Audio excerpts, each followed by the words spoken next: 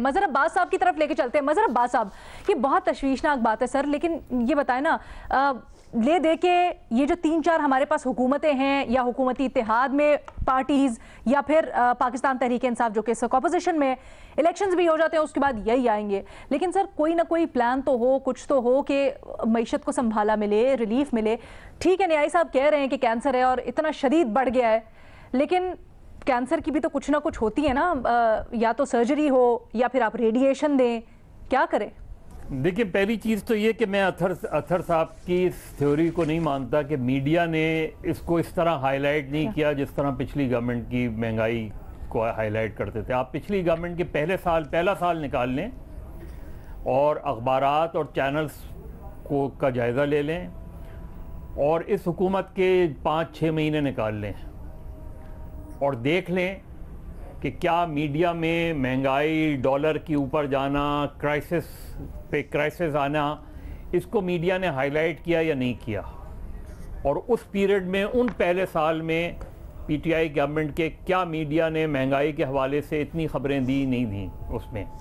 तो मेरा ख्याल है इमरान खान का हक़ है, वो जो चाहें वो बोल सकते हैं।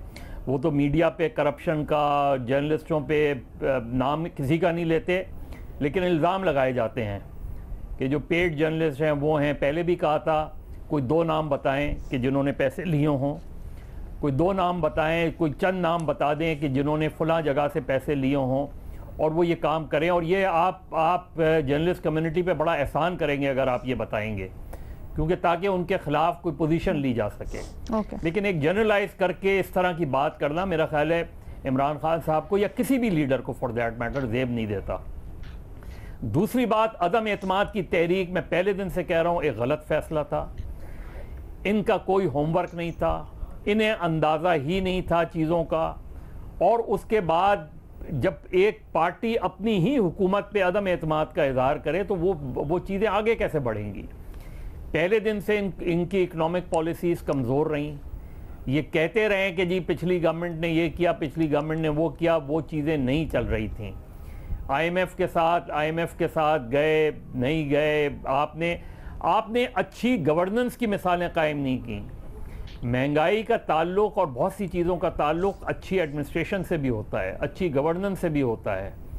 आप मरकज़ ले लें, आप सियासी माज़ाराई में लगे रहे, आप इमरान खान के ख़िलाफ़ मुकदमात के हवाले से लगे रहे, आप दूसरी चीज़ों में लगे रहे, लेकिन आप अगर सिर्फ इतना करते कि आप अच्छी गवर्नेंस की खातिर जहाँ चीज़ें, क्योंकि महंगाई आप 50% कंट्रोल कर सकते हैं अगर आपकी अच्छी एडमिनिस्ट्रेटिव पॉलिसीज़ हों।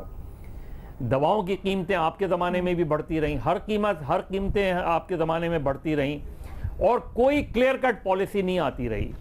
काबीना में इजाफा यही तय कर लेते कि यार काबीना को मुख्तसर रखें, मैं आती हूँ, अच्छे ऑप्टिक्स नहीं होते, काबीना फैलाती रही। तो मेरा ख्याल में इनके पास ना कोई इकोनॉमिक पॉलिसी थी, ना इनके पास कोई पॉलिटिकल पॉलिसी थी कि आगे किस तरीके से बढ़ना है।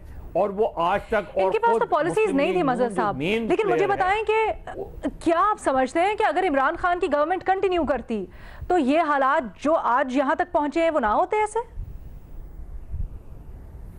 हम कैसे कह सकते हैं अलीना, ये बात हम कैसे कह सकते हैं? मैं पूछ रही हूँ ना, आपने कहा ना सियासी गलती थी में, क्योंकि सर उस वक्त भी हम यही बात कर रहे थे कि हुकूमत इसलिए गिराई गई क्योंकि खान साहब की हुकूमत ने तो दिवालिया के करीब खड़ा कर दिया था मुल्क को। मैं जवाब देता हूँ। देखिए, पॉलिटिकल इंस्टेबिलिटी आई ना जब आपने वोट ऑफ नो कॉन्फिडेंस को। उससे पहले क्या हो रहा था? उससे पहले ये कि ऑपोजिशन धरने की कॉल देती थी, थ्रेट करती थी, सब कुछ करती थी, लेकिन एक गवर्नमेंट अपने मुकम्मल टेन्योर की तरफ बढ़ रही थी। आपने बीच में एक पॉलिटिकल इंस्टेबिलिटी बढ़ा दी। मैं ये नहीं कह रहा हूं कि उस वक्त नहीं थी, लेकिन आपने बढ़ा दी अदम एतमाद। आप मार्च से अप्रैल तक का पीरियड उठा लें, एक गैर यकीनी सूरत हाल पैदा हो गई। ऐसे में इन्वेस्टर क्यों आएगा? जब आप एकदम एक इंटरम गवर्नमेंट ही होती है ना, 1 साल की गवर्नमेंट है ना ये, ठीक है, तो ऐसे में इन्वेस्टमेंट कहां से आएगी? क्यों आएगा? क्योंकि उस वक्त तो इकोनॉमिक क्राइसिस की बातें की गई ना, गया। उस वक्त तो ये हो रहा था कि इतना आपका इकोनॉमिक बहरान आने वाला है कि ये चीजें संभाला खान साहब संभाल ही नहीं सकते। तो ये बहरान जन्म क्यों लिया? बहरान ने जन्म लिया अदम एतमाद की तहरीक से। मैडम एक सेकंड रुकिएगा। एक सेकंड रुकिएगा प्लीज। बुरहान ने जन्म लिया अदम एक एतमाद की सेकंड भट्टी तहरीक साहब, प्लीज रुकिएगा भट्टी साहब। ठीक है सर, मैं छोटा पॉइंट मुझे देख लेनी है प्लीज न्याय साहब से। ओके, बुरहान ने अदम एतमाद की तहरीक से जन्म लिया,